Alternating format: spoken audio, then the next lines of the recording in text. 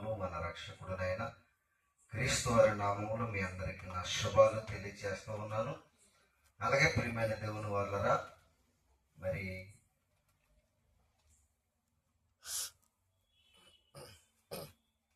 సృష్టి యొక్క మూలం ఏంటో, మూల కారణం ఏంటో మీకు తెలియచేయడానికి మరి పాఠాంశాన్ని ప్రారంభించాం. సృష్టి యొక్క మూలం ఏంటి, మూల కారణం ఏంటి అనేటువంటిది మనం నేర్చుకుంటున్నాం. మరి సృష్టి యొక్క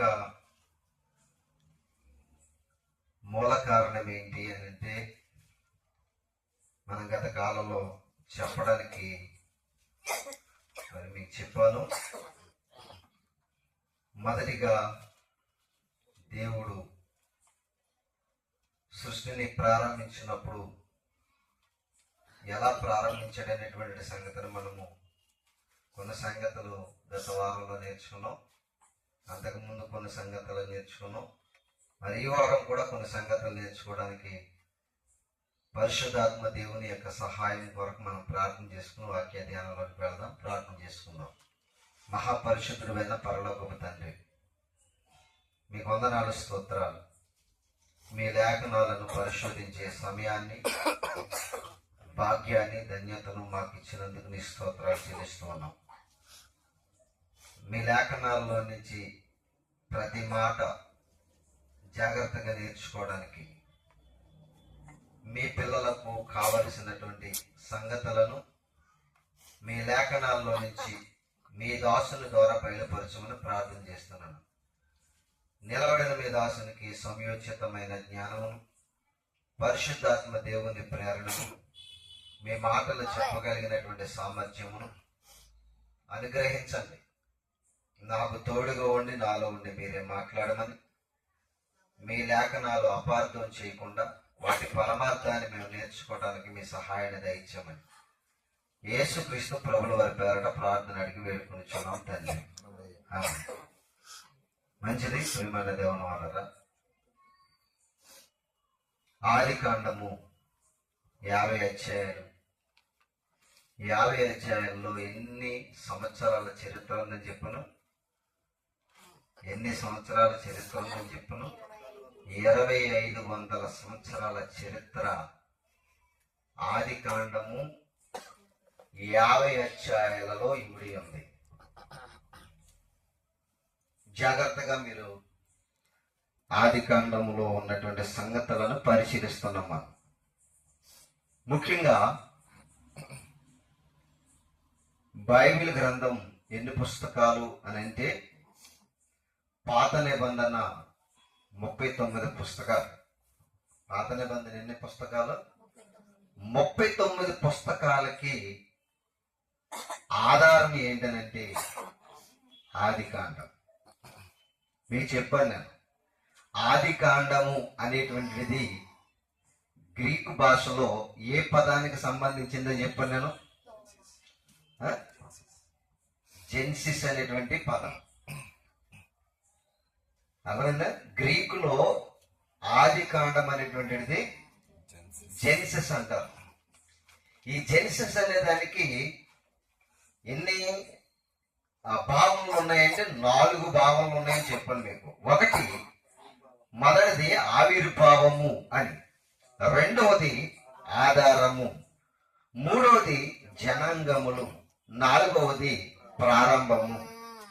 ఇప్పుడు ఆధారము అనేది 2వ పర్యాయ పదం. ఆదికాండానికి 2వ పర్యాయ పదం ఏంటంటే ఆధారము. దేనికి ఆధారం అని అంటే 66 పుస్తకాలలో ప్రతిదానికి కూడా ప్రారంభ కాండమైనటువంటి ఆదికాండమే ఆధారం. 27 పుస్తకాలు క్రొత్త నిబంధన, 39 పుస్తకాలు పాత నిబంధన. దీనికి ఆధారం ఏంటనంటే జెనిసిస్, ఆదికాండము. ఎందుకంటే సృష్టి క్రమము, సృష్టి క్రమములో మూలము, ఇవన్నిటినీ ఏ గ్రంథములోనూ మనకి ఈ క్రమము చెప్పలేదు. కూర్చో, అలా తెలుపో, కూర్చో, కుదురుగా మాట్లాడుకో.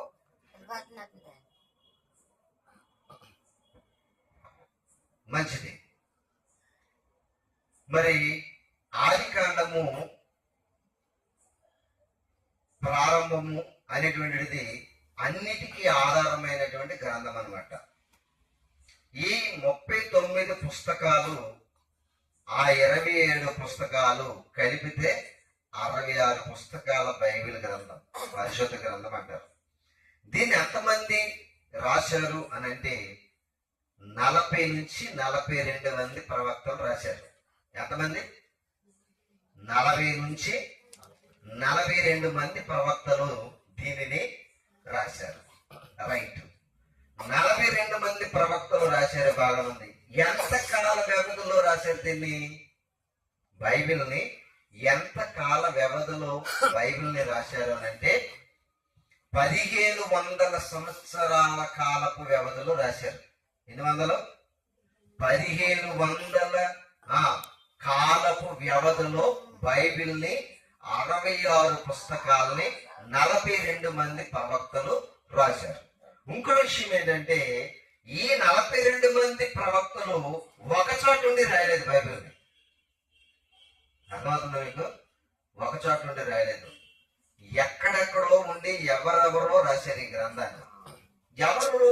మనుషులు ఎందరైనా, మనుషులు ఎక్కడున్నా రాయించింది మాత్రం ఎవరో తెలుసా? దేవుడు.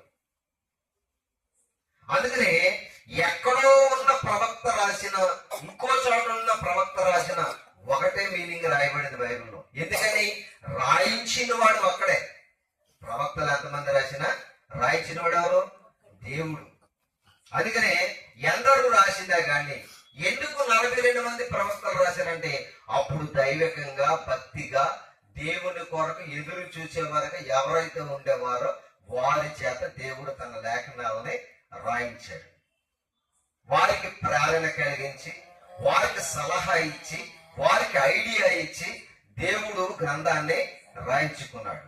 ఇలాగ రాయించినటువంటి గ్రంథాలలో మొట్టమొదటిగా ధర్మశాస్త్రాన్ని మొట్టమొదటి ప్రవక్తగా ఎవరి చేత రాయించాడనంటే మోషే గారి చేత రాయించాడు. అర్థమవుతుంది మీకు? ఇప్పుడు మొట్టమొదటి ప్రవక్త ఎవరు? గ్రంథం రాసిన దాంట్లో మొట్టమొదటి ప్రవక్త ఎవరనంటే మోషే గారు. మోషే గారు 5 కాండాలు రాశాడు. ఎన్ని కాండాలు రాశాడు? 5 కాండాలు రాశాడు. ఈ 5 కాండాల్లో మోషే గారు మరి ఈ సృష్టి జరిగినప్పటికీ మోషే గారు పుట్టారంటే మోషే గారికి అసలు పుట్టికే లేనప్పుడు జరిగినటువంటి సందర్భం ఇది. అర్థమవుతుందా మీకు?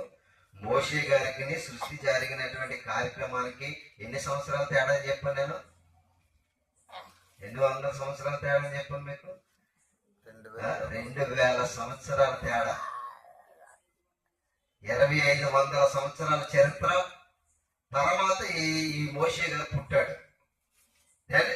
ఈ మోషే గారు పుట్టినప్పుడు మీరు జాగ్రత్తగా వినాలి. మోషే గారు పుట్టినప్పుడు దేవుడు ఆయన్ని ఒక ప్రవక్తగా నియమించుకున్నాడు. నియమించుకుని ఆది కాండాన్ని ఆయన చేత రాయించడం మొదలు పెట్టాడు. మీకు చెప్పాను, ఆది కాండం మోషే రాసేయడానికి రుజువు ఏంటనంటే అరణ్యములో 40 సంవత్సరాల కాలంలో 5 కాండాలు రాసిన వాడు ఎవరనంటే మోషే.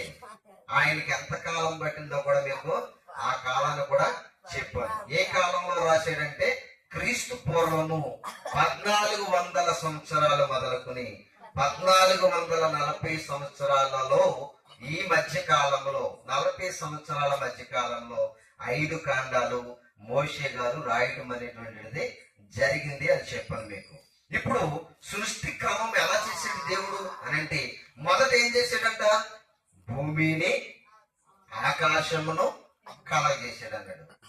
మరి భూమిని ఆకాశాన్ని కలగజేసి ఏం చేశాడంట? నీటిలో ఉంచాడు. ఎక్కడ ఉంచాడు? జలములలో దానిని ఉంచాడు అనమాట. ఎవరికి కనిపించకుండా. అంటే ఎవరికి కనిపించకుండా అంటే అప్పటికి మరి ఎవరు లేరు, కానీ దానిని నీటిలో భద్రపరిచాడు. ఎవరు? దేవుడు. భద్రపరిచి, అంటే ఆ నీటిలో ఉన్నటువంటి భూమి ఆకాశంలో నీటిలో ఉన్నప్పుడు దేవుడు మొదటిగా ఏం చెప్పాడంటే వెలుగు కలుగుగాక అన్నాడు. ఏం కలుగుగాక? వెలుగు కలుగుగాక అన్నాడు. వెలుగంటే ఏ వెలుగు? వెలుగంటే ఏ వెలుగు? ఇప్పుడు తెల్లవారుగానే వస్తుంది వెలుగు. సూర్యుడు అంటాడప్పుడు సూర్యుడు అంటాడు, ఆ వెలుగు అనమాట. వెలుగంటే సూర్యుడు రాకముందు తెల్లవారుతుంది, తెల్లవారే వచ్చే వెలుగునే వెలుగు అంటారు. దేవుని నియమం. తర్వాత సూర్యుడు చంద్రుడు పగలు నేలడానికి ఒక పెద్ద జ్యోతిని, రాత్రి నేలడానికి ఒక పెద్ద చిన్న జ్యోతిని దేవుడు ఏర్పాటు చేశాడు. వారిని సూర్యుడు చంద్రుడు అన్నాడు. అయ్యి పగలిని ఏలడానికి రాత్రిని ఏలడానికి అన్నాడు. పగలు వేరు, రాత్రి వేరు, సూర్యుడు వేరు, చంద్రుడు వేరు. పగలు నేలడానికేమో సూర్యుడు, రాత్రి నేలడానికేమో చంద్రుడు. పగలు వేరు, చీకటి వేరు, సూర్యుడు వేరు, చంద్రుడు వేరు. ఇది మాత్రం మనసులో పెట్టుకోండి, జాగ్రత్తగా గుర్తించుకోండి. ఇప్పుడు దేవుడు భూమిని ఆకాశాన్ని కలగజేసి ఎందులో ఉంచాడని చెప్పను? అగాధ జలములలో ఉంచాడు. వెలుగు కమ్మని పలికాడు, వెలుగు కలిగింది, వెలుగుని చీకటిని వేరుపరచను, అస్తమయమును ఉదయమును కలుగగా ఒక దినమాయను అన్నాడు. ఆ దినం ఏంటంటే చెప్తే ఏమని చెప్పనది? ఏ దినం అని చెప్పను? విశ్వదినం. భూదినాలు కాదండి, 24 గంటల డేస్ కాదది. అర్థమవుతుందా? 24 hours డేస్, మన డేస్ కాదది. ఇది భూదినం. ఇంకే దినాలు అని చెప్పాను? అంగారక దినం ఉందని చెప్పాను. గ్రహాల్లో చాలా దినాలు ఉన్నాయి, ఆ దినాలన్నిటికీ వ్యత్యాసం ఉంది. మన దినము ఎలాంటిదంటే భూదినము 24 గంటలు గడిస్తే మనది ఒక దినం. ఇప్పుడు దేవుడు ఉదయము అస్తమయము కలుగగా ఒక దినమాయన అనేటువంటి ఈ దినం ఏంటంటే విశ్వదినం. దీనికి ఎన్ని రోజులు పడుతుంది అంటే మన లెక్కల్లో కొన్ని కోట్ల సంవత్సరాలు లెక్క ఇస్తే దేవుని దృష్టిలో ఒక దినము. మన దృష్టిలో కొన్ని కోట్ల సంవత్సరాలు లెక్క పెడితే దేవుని దృష్టిలో ఒక విశ్వదినము. రైట్. ఇప్పుడు రెండో దినాన్ని ఏం చేసాడో మనం చూద్దాం ఒకసారి. 6వ వచనం, మొదటి అధ్యాయం ఆది కాండము 6వ వచనం ఏమని రాయబడి ఉంది? మరియు దేవుడు జలముల మధ్య ఒక విశాలము కలిగి ఆ జలములను, ఈ జలములను, ఏ 2 జలాలు ఉన్నాయా అక్కడ? 2 జలాలు ఉన్నాయా? ఆ జలములు అంటే ఏంటి, ఈ జలములు అంటే ఏంటి? ఆగాలి, ప్రశ్నించుకోవాలి ప్రతిదీ కూడా. ఏమన్నా ఉంది అక్కడ బైబిల్లో? మనం చదవనమాట. మరియు దేవుడు జలముల మధ్య ఒక విశాలము కలిగి ఆ జలములను, ఈ జలములను వేరుపరచునుగా కాని పలికాడంట. ఆ జలాలేంటి, ఈ జలాలేంటి? జలముల మధ్య ఒక విశాలము కలుగునుగా అన్నాడు. అర్థమవుతుంది? ఇప్పుడు అర్థం చేసుకోండి. ఏంటి ఆ జలాలంటే, మీరు ఒక విషయాన్ని మీరు మరలా ఒకసారి పైకి వెళ్ళాలి. పైకి వెళ్తే మీకు అర్థమవుతుంది అన్నమాట. అంటే ఒకసారి చూద్దామా? 2వ వచనం, మొదటి అధ్యాయము 2వ వచనంలో భూమి నిరాకారముగాను శూన్యముగాను ఉండెను, చీకటి అగాధ జలముల పైన కమ్మి ఉండెను, జలముల పైన కమ్మి ఉండెను. ఇప్పుడు ఆకాశము భూమి ఎందులో ఉంది? జలములలో ఉంది. ఇప్పుడు భూమిని రప్పించడం లేదు దేవుడు బయటికి. దేని రప్పిస్తున్నాడు? విశాలము. విశాలము అన్న దానికి దేవుడు ఏమని పేరు పెట్టాడంటే ఆకాశము అని పేరు పెట్టాడు. ఆ జలములను, ఈ జలములను మరలా చదవండి, 6వ వచనం. మరియు దేవుడు జలముల జలముల మధ్య నొక విశాలము అన్నాడు. విశాలము అంటే అర్థం ఏంటి తెలుసా? ఆకాశము అని అర్థం. దేవుడు తర్వాత వేరు పెట్టాడు. ముందర ఏమన్నాడు? దానికి విశాలము కలుగుగాక అన్నాడు. అంటే విశాలం అప్పటికి ఏమి కలుగుంది? దేవుని చేత సృష్టింపబడి నీటిలో ఉంది. భూమి ఆకాశము నీటిలో ఏమై ఉన్నాయి? కలిసి ఉన్నాయి. అర్థమవుతుంది మీకు? భూమి ఆకాశమును నీటిలో ఏం చేయబడాయట? భద్రం చేయబడి ఉన్నాయి. ఇప్పుడు ఫస్ట్ ఆఫ్ ఆల్ దేని పిలుస్తున్నాడంటే ఆకాశాన్ని పిలుస్తున్నాడు. విశాలం రావాలి అని పిలుస్తున్నాడు. విశాలము వచ్చి ఈ జలములను రెండిటిగా విడగొట్టమని చెప్తున్నాడు. ఏ జలం ఉన్నాయి? ఏ జలములైతే ఆకాశమును భూమిని కమ్మేసి భద్రపరిచి ఉన్నవో ఆ జలములను దేవుడు ఏం చేయమన్నాడంట? విడగొట్టమంటున్నాడు. దేనితో చెప్తున్నాడు? ఆకాశంతో చెప్తున్నాడు. ఇప్పుడు ఆకాశము ఏం చేసిందంట? జలములను వేరువేరుగా చేసిందంట. కొన్ని జలములను విశాలము పైన ఉంచుకుని కొన్ని జలములను విశాలము క్రింద ఉంచిందంట. ఇప్పుడు మన భూమి చుట్టూ కూడా ఏముంటది? 3 వంతుల నీరుంటది. 1 వంతు ఆరిన నేల ఉంటది. 3 వంతులు ఎన్ని ఉంటాయి? ఏముంటాయంట? నీరుంటాయి. ఇప్పుడు భూమి మీదే నీరుంటదా? ఆకాశం పైన కూడా నీరుంటదంటే ఆకాశము పైన కూడా ఏముందని చెప్తున్నాడు? నీరుంది. అందుకే ఆకాశం మనకి ఎలా కనిపిస్తుంటది? నీలాకాశంగా కనిపిస్తుంటది. అంటే ఆకాశం నిండా ఏమున్నాయి అనుకుంటున్నారు? మేఘములు నీటితో నింపబడ్డాయి. ఆకాశ జలములు వేరు, భూజలములు వేరు. వీటన్నిటిని విడగొట్టింది ఏంటనుకున్నారు? ఆకాశం. ఆకాశము భూమి మీద ఉన్న జలములను అంటే భూమికి ప్రక్కనున్న జలములను పైన కొన్ని జలములను విడగొట్టమని దేవుడు చెప్తున్నాడు. ఇప్పుడు చూడండి 6వ వచనం మీకు అర్థమవుతుంది. మరియు దేవుడు జలముల మధ్య ఒక విశాలము కలిగి ఆ జలములను ఈ జలములను వేరుపరచును గాక అని పలికెను. దేవుడు ఆ విశాలము చేసి విశాలము క్రింద జలములను విశాలము మీది జలములను వేరు పరపగా ఆ ప్రకారమాయను. దేవుడు ఆ విశాలమునకు ఆకాశమని పేరు పెట్టెను. అంటే అప్పటి వరకు ఆకాశము భూమి చేసి ఎక్కడ పెట్టాడని చెప్పాను? అది చీకటి అగాధ జలములలో భద్రపరిచిన దేవుడు ఫస్ట్ ఆఫ్ ఆల్ దేన్ని పిలిచాడు? భూమిని విడిచిపెట్టి ఆకాశాన్ని పిలిచాడు. ఎందుకు ఆకాశాన్ని పిలిచాడు? మొదట జలములు ఆకాశం పైన ఉండాలి. అర్థమవుతుంది మీకు? మొదట జలములు దేనిపైన ఉండాలంట? ఆకాశము పైన ఉండాలి. మనకు వర్షం వస్తుందంటే ఎక్కడి నుంచి వస్తుంది? పైనుండి వస్తుంది. కారణం ఏంటనుకుంటున్నారు? దేవుడు జలములు ఆకాశము పైన కూడా ఉంచారు. ఆ సత్యం ఎవరు చెప్తుంది? ఇప్పటి వరకు ఏ సైంటిస్ట్ చెప్పలేదు కూడా.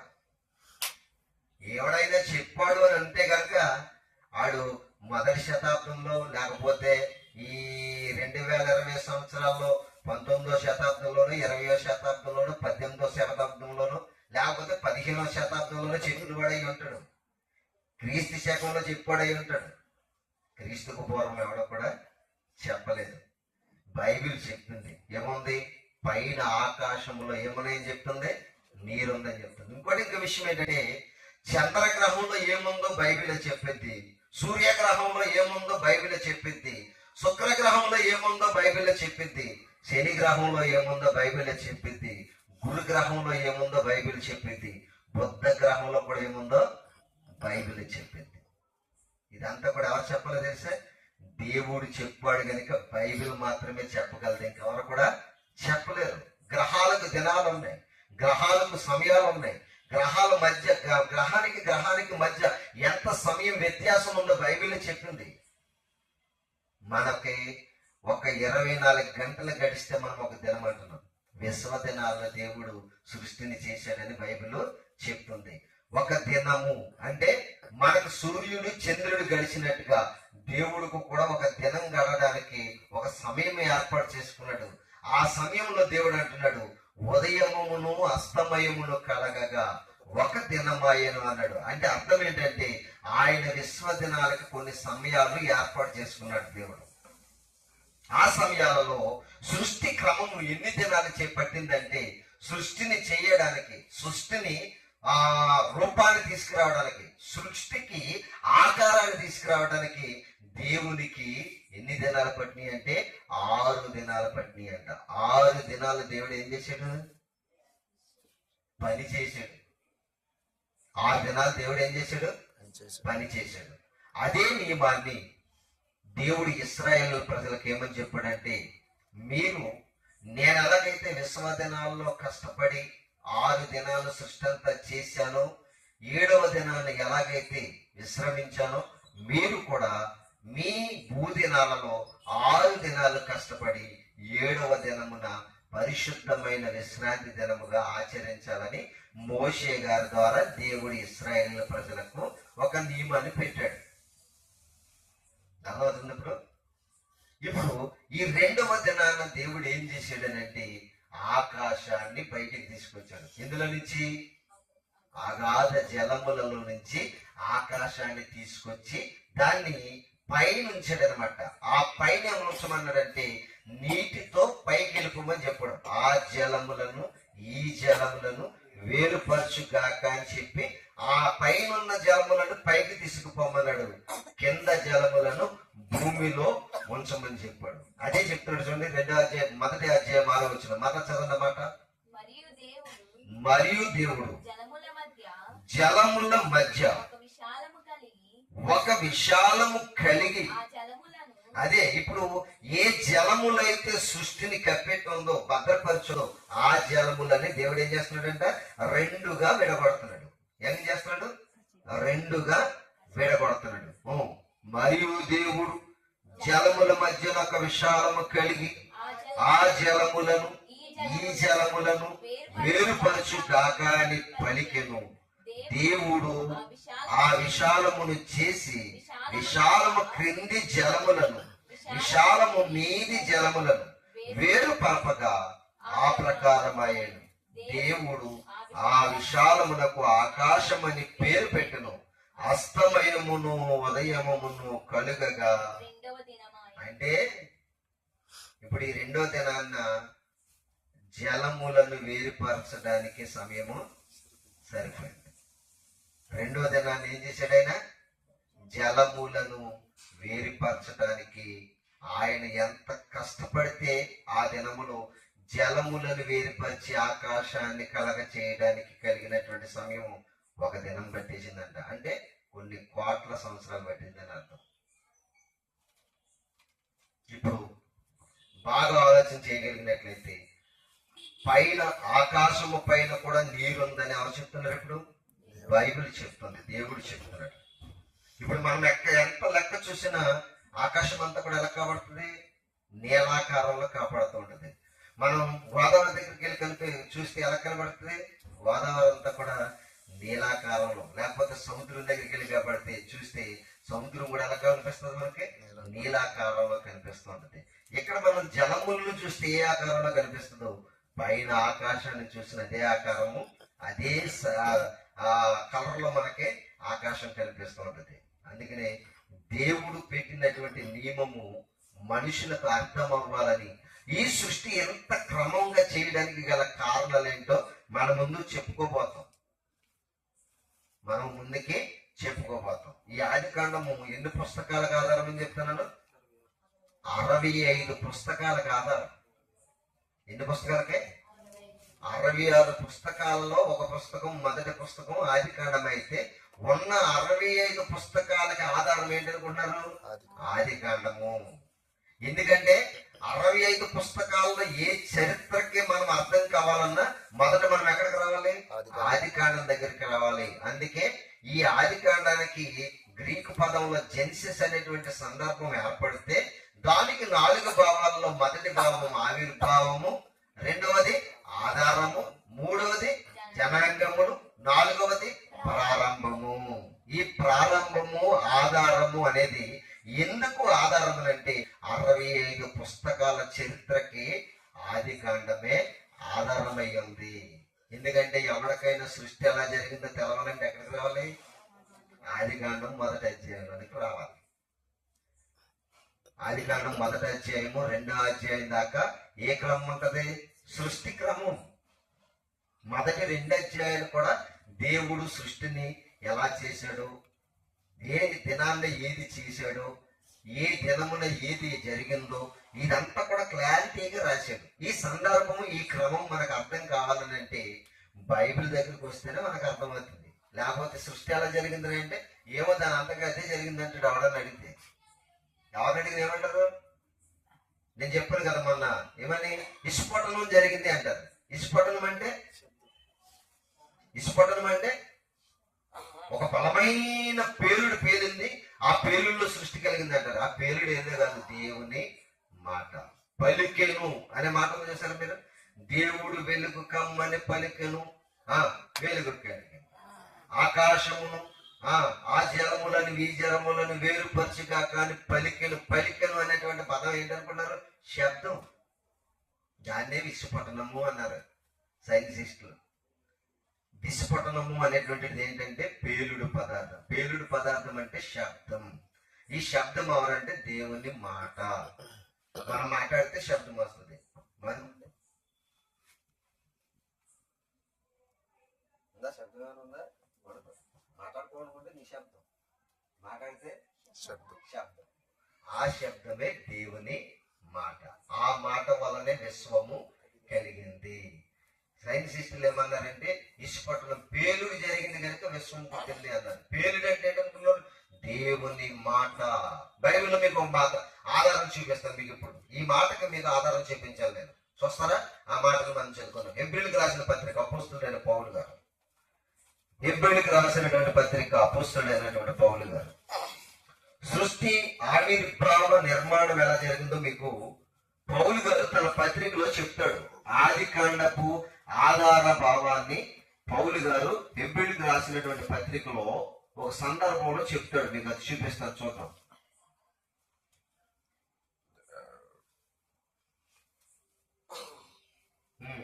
పదకొండవ అధ్యాయము 3వ వచనం. ప్రపంచములు అది మీరు చదవాలన్నమాట. ప్రపంచములు దేవుని వాక్యము వలన నిర్మాణమైనవనియు అందును బట్టి దృశ్యమైనది కనబడే పదార్థములచే నిర్మింపబడలేదని విశ్వాసము చేత గ్రహించుకొనుచున్నాము అంటున్నాడు పౌలు గారు. ఏమని రాయబడి ఉంది అక్కడ? మన చదువులే 3వ వచనం. ప్రపంచములు అంటున్నాడు. ప్రపంచంలో ఏంటి? మనకి ఎన్ని దేశాలు ఉన్నాయి?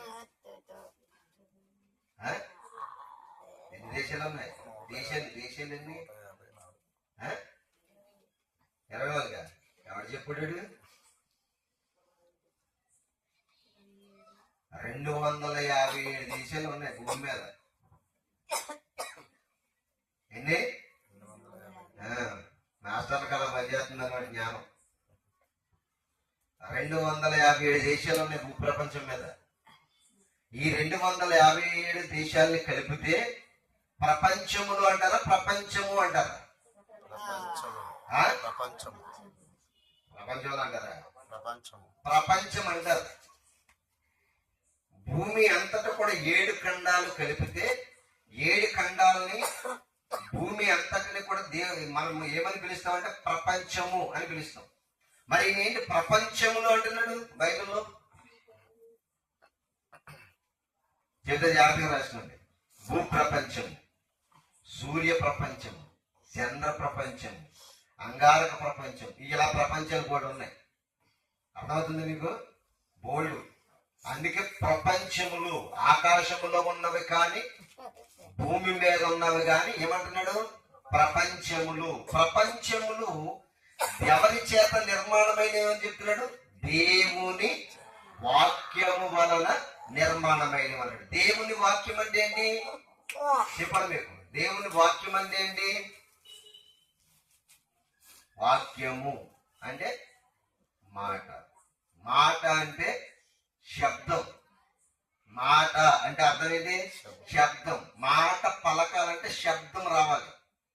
పలికము అంటే శబ్దం వస్తుంది, పలకకపోతే శబ్దము ఉండదు. దేవుడు పలికెను అన్నాడు అంటే అర్థం ఏంటి? దేవుని శబ్దం, వాక్యం ప్రపంచములను ఏం చేసిందంట? నిర్మాణం చేసిందంట, నిర్మించిందంట, కలగ చేసిందంట. ఇంత గొప్పగా బైబిల్ చెప్తుంది. సూర్యుడిని కలగజేసింది దేవుడే. ఆయన మాట పలకగా సూర్యుడు వచ్చాడు. అంటే ఆయన శబ్దం ద్వారా ఎవరు పుట్టారు? సూర్యుడు పుట్టాడు. ఆయన శబ్దం పలకగా ఎవరు పుట్టారు? ఆకాశం పుట్టింది. ఆయన శబ్దం పలకగా ఎవరు పుట్టారు? భూమి పుట్టింది. ఆయన శబ్దం పలకగా జలములు పుట్టాయి. ఆయన శబ్దములో ప్రపంచములు ఏం చెప్పబడ్డాయట? నిర్మాణమైనవి. దేవుని వాక్యం ప్రపంచములను ఏం చేసిందంట? నిర్మాణం చేసింది అని చెప్తున్నాడు. ఇప్పుడు మొదటి దినములో భూమి ఆకాశములను కలగజేశాడు. వెలుగును చీకటిని వేరుపరిచాడు. ఈ వెలుగును నాకు మా పగలనియు చీకటికి రాత్రనియు పేరు పెట్టాడు. అస్తమయమును ఉదయమును కలుగగా ఒక దినమైన. అంటే ఒక ఫస్ట్ దినములు ఏం చేశారంటే ఆయన చేసిన భూమి ఆకాశములను అగాధ జలములను భద్రపరిచి, ఆ భద్రపరిచినటువంటి వాటిని నిర్మాణం చేయడానికి వెలుగును పుట్టించాడు. వెలుగును చీకటిని వేరుపరిచి ఒక దినముగా నిర్మించుకున్నాడు. మొదటి దినంలో జరిగింది అది. అది ఏ దినాలని చెప్పాను మీకు? విశ్వ దినాలు అని చెప్పాను. రెండవ దినంలో ఏం చేశాడంటే ఆ అగాధ జలములను భద్రపరచబడినటువంటి ఆకాశాన్ని బయటికి తీశాడు. ముందు చేసేసాడు. చేసిన దాన్ని ఏమన్నాడు? తీసుకురాన్నాడు. మీకు ఇక్కడ అర్థం అవడానికి ఒక మాట చెప్పి నేను ముగించేస్తాను. సమయం అయిపోతుందిగా, ముగించేస్తాను. జాగ్రత్తగా వినండి. అన్నం కొండల పట్టురా అన్నం.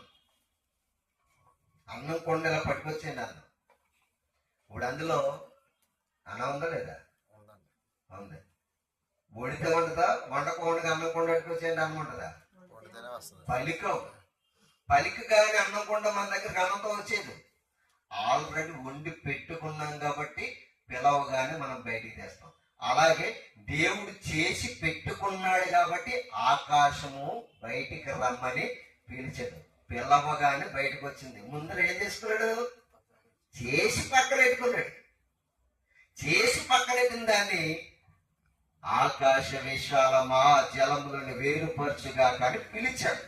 పిలవగానే ఆ నిర్మాణమైనటువంటి ఆ ఆకారం లేనటువంటి ఆకాశము ఇప్పుడు బయటకు వచ్చింది. అర్థమైంది? ఇప్పుడు నేను చెప్పిన మాట ముందే కాబట్టి బయటకు వచ్చింది. ముందు చేసి పెట్టాడు దేవుడు. ఆయన 6 దినాలు కష్టపడ్డాడు. దేవుడు పని చేశాడు.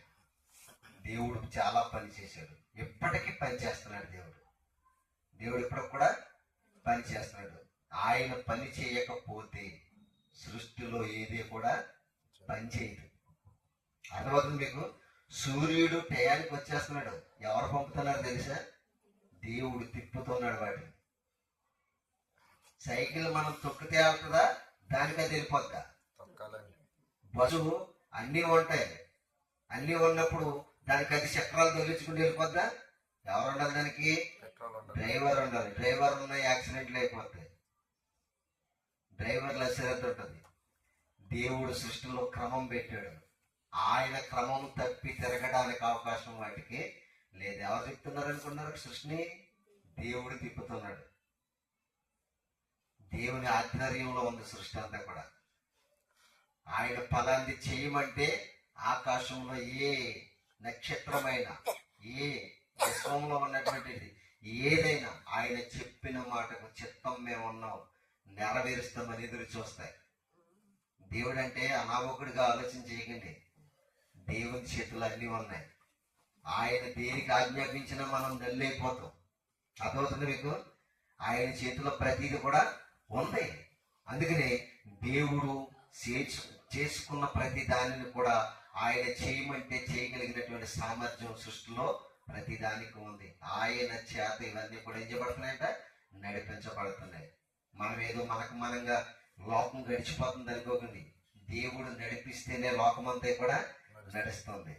ప్రకృతిలో ఏదైనా మనం ఒక వస్తువుని నడిపిస్తేనే అది నడుస్తుంది. తనంతట తానేది కూడా నడిచేటువంటి యంత్రాలు ఏమీ కూడా లేవు. ప్రతి దాన్ని ఎవరో ఒక వ్యక్తి డ్రైవర్గా ఉండి నడిపించాలి. మరి సృష్టిని ఎవరు నడిపిస్తున్నారంటే ఆ సృష్టికర్తే నడిపిస్తున్నాడు. సృష్టిని చేసిన వాడే నడిపిస్తున్నాడు. ఆయన నడిపించబట్టి ఇదంతా కూడా ప్రకృతి క్రమమైన పద్ధతిలో ముందుకు సాగుతుంది.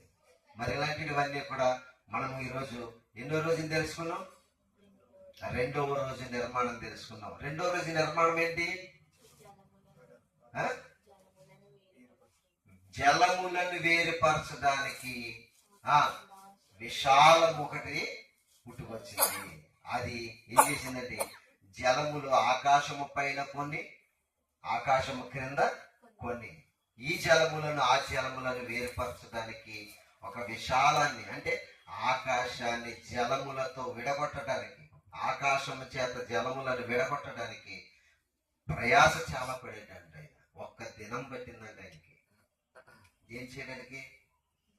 జలములను పైనవి పైనగాను కిందవి కిందము గాను వేరుపరచడానికి ఒక దినం పట్టిందంట. కష్టపడ్డాడు. ఎంత కష్టపడితే పైన కొన్ని జలాలు కింద కొన్ని జలాలు ఉన్నాయి తెలుసా?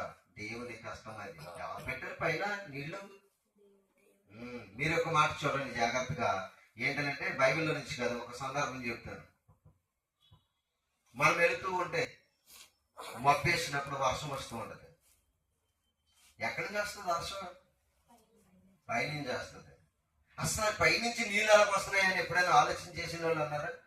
వర్షం కురుస్తుంది అంటే చాలా మంది అంటారు వాన్ దేవుడు అంటారు. వాన్ దేవుడు కాదు. వాన్ దేవుడా? వాన్ దేవుడు కాదు. జలములు. జలములు అంటే దేవదూతలు. జలములు అంటే ఎవరు తెలుసా? దేవదూతలు. జలములు దేవదూతలు అని మీరెవరు చెప్తున్నారండి? మీరు చెప్పడానికి మీరెవరండి అంటారేమో. ఉన్న రెఫరెన్స్ చూపిస్తాను మీకు. జలములు దేవదూతలని బైబిల్లో రాయించదు. అందుకనే మీకు చూపిస్తాను. ఆఖరిగా మార్చండి ప్రకటన గ్రంథం. జలములు అంటే ఎవరు అనుకుంటున్నారు? దేవదూతలని బైబిల్లో రాయబడి ఉంటుంది. చూద్దాం ఆ మాట.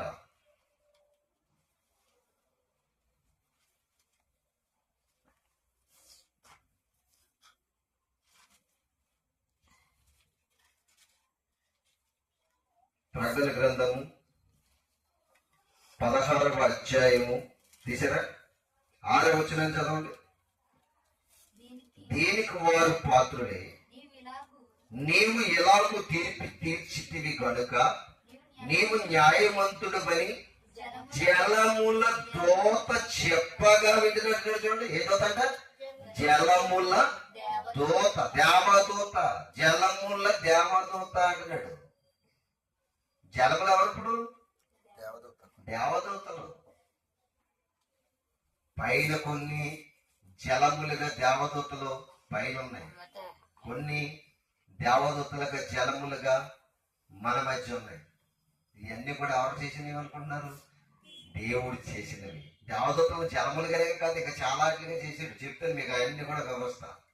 ముందు మీకు దేవదూతలు ఎన్ని రకాలుగా ఉన్నారో మీకు అన్ని కూడా బైబిల్లో నుంచి చూపిస్తాను. ఇవన్నీ సృష్టిలో ఇలాగూ మీరు ఎవరు? ఆకాశంలో సూర్యుడు ఎవరు? చంద్రుడు ఎవరు? ఆకాశములు ఎవరు? సృష్టిలో ఉన్నటువంటి ఈ కొండలేంటో చెట్లేంటో ఇవన్నీ కూడా ఎవరు చెప్పాలనుకున్నారు? బైబిల్ ఒకటి మాత్రమే చెప్పగలరు. ఎందుకని? ఈ గ్రంథకర్త, ఈ గ్రంథాన్ని రాయించిన సృష్టికర్త దేవుడు గనుక దేవుడు చెప్పిందే నిజం. చేసిన వాడు చెప్తేనే నిజమవుతుంది. చేయని వాడు చెప్తే అది నిజమవుతాం. ఇప్పుడు దేవుడు చెప్పాడు జలములు అంటే ఎవరు? పైన ఆకాశం నుండి వచ్చే జలములు ఏంటి? దేవదూతలు. భూమిలో ఉన్న జలములు దేవదూతలు. ఇవన్నీ కూడా ఎవరు అనుకుంటారు? దేవదూతలు అంట. మనకు ఎవరు చెప్పారు ఇవన్నీ కూడా ఎలాంటి దేవదూతలని? ఎవరు చెప్పలేదు. ఎందుకంటే ఎవరు చెప్పలేదు, ఎవరికి తెలియదు. ఎందుకు తెలియదు అంటే వారు దేవుని గురించి వారు తెలుసుకున్నది కనుక. చెప్పింది ఎవరు? దేవుడు. జలములను వేరుపరిచాడు. ఈ జలములను వేరుపరచడానికి మధ్యలో ఎవరు వచ్చారు? ఆకాశం వచ్చింది. అందుకే పైన ఉంది ఆకాశం ఉంది. ఈ ఆకాశం పైన కొన్ని జలాలు ఉన్నాయి. ఆకాశం క్రింద మనం నివసిస్తున్న భూగోళం దగ్గర కొన్ని జలాలు ఉన్నాయి. దీన్ని వేరుపరిచింది ఎవరంటే ఆకాశమే వేరుపరిచింది. దాన్ని ఆకాశాన్ని వేరుపరచమని ఎవరు చెప్పారంటే దేవుడు చెప్పాడు. ఇది ఎన్నో దినాలు చేసాడు దేవుడు అంటే ఆ 2వ దినాలు చేశాడు. కనుక ఈ 2 దినాల సృష్టిలో ఎన్ని జరిగినాయి? భూమి, ఆకాశము. ఏమి ఏర్పడ్డాయి? ఇప్పుడు ఆకాశం ఒకటి మాత్రమే ఏర్పడింది, భూమి ఇంకా ఏర్పడలేదు. అర్థమవుతుందా? భూమి ఇంకెక్కడ ఉండిపోయింది? జలములలోనే ఉండిపోయింది. ఇప్పుడు జాగ్రత్తగా అర్థం చేసుకోవాలి మాట. ఆకాశము పైన జలములను విడగొట్టాడు, జలములను విడగొట్టాడు. కొన్ని ఆకాశం పైకి వెళ్ళిపోయి, కొన్ని కింద ఉన్నాయి.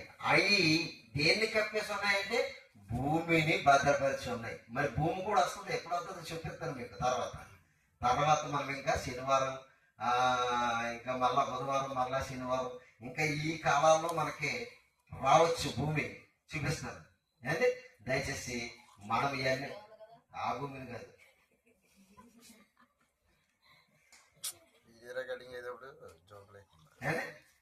మరి జాగ్రత్తగా మరి ఆ భూమి ఎక్కడ ఉందో ఏంటో అనేటువంటిది మనం తర్వాత ఎపిసోడ్ తెలుసుకోవచ్చు. ప్రతిదీ కూడా జాగ్రత్తగా వినాలని మనం చేస్తున్నాను. ఏంటి అని అంటే ప్రతిదీ కూడా 2వ దినం జరిగినటువంటి సృష్టి ఏంటంటే జలములను దేవుడు విశాలము చేత విడగొట్టాడు, వేరుపరిచాడు.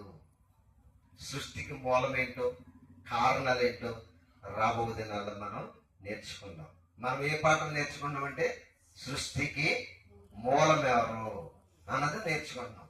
ఇది ఎప్పుడు దాకా కొనసాగితే అప్పుడు దాకా కొనసాగుతుంది. మనం నేర్చుకుంటున్నాయి. దేవుడి కొద్ది మాటలు మన వెనుకలను దీవించిన గాక. ఆమె ప్రార్థన చేసుకుందాం. దయచేసి అందరూ కూడా తలలో వచ్చి కళ్ళు మూసుకొని ప్రార్థనలోకి వెళ్దాం. మహాపరిశుద్ధుడు ఏంటంటే నీ పదాలు 2వ దినమున మీరు చేసినటువంటి సృష్టి క్రమాన్ని మేము నేర్చుకోవడానికి కృప చూపించాలి. విశాలమును బయటికి తీసుకొచ్చి జలములను వేర్పరచడానికి 2వ దినం మీకు సరిపోయినట్టుగా నాయన మేము మీ లేఖనాల ద్వారా నేర్చుకున్నాం. సందర్భం మా ప్రభు ఏ దినాన్ని ఏది చేశావో 6 దినాల్లో మాకు క్రమాన్ని నేర్పించడానికి మీ లేఖనాల్లో మీరు ఆధారపరిచినటువంటి సందర్భాలను బట్టి నీ స్తోత్రాలు చెల్లించుకుంటూ విన్న మీ పిల్లలను మీరు దీవించండి. నాయన మీ పిల్లలకు తగిన జ్ఞానము, తెలివి, వివేచన కలిగించండి. అలాగే నీ దాసుడైన నాకు ఇంకా నీ పిల్లలకు నీ మాటలు వివరించడానికి సంయోచితమైన జ్ఞానమును, పరిశుద్ధాత్మ ప్రేరణను, మీ మాటలు చెప్పగలిగిన సామర్థ్యం నాకు దయచేయండి. నేను ఇదిగో మీ కుమారుడు మరి మహేష్ని మీరు జ్ఞాపకం చేసుకోండి. బిడ్డ హాస్పిటల్లో ఉన్నాడు, మీరు స్వస్థతపరచండి, ఆరోగ్యాన్ని దయచేయండి.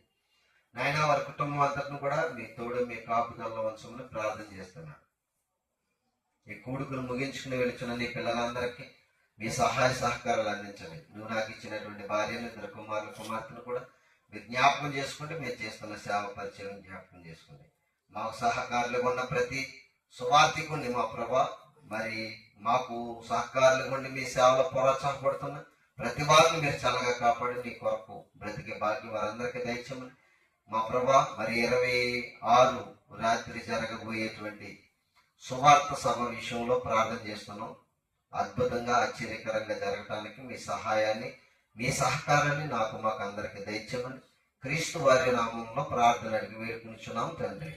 ఆమె మా తండ్రి అయిన దేవుని ప్రేమ, ఆయన కుమారుడు మన రక్షకుడు ఆయన యేసుక్రీస్తు వారి కృప, ఆదరణకర్తైనటువంటి పరిశుద్ధాత్మ కన్యని యొక్క సహవాసం ఇప్పుడు నిత్యం సదా మనకును సకల పరిశుద్ధులకును ప్రార్థించబడిన అంశములన్నీ నెరవేర్చబడ్డకు. అలాగే ప్రతి బుధవారం, ప్రతి శనివారం, ప్రతి ఆదివారం పగలు, ప్రతి ఆదివారం రాత్రి జరిగేటువంటి కూడికలకు సదాకాలం తోడైంది నడిపించును గాక.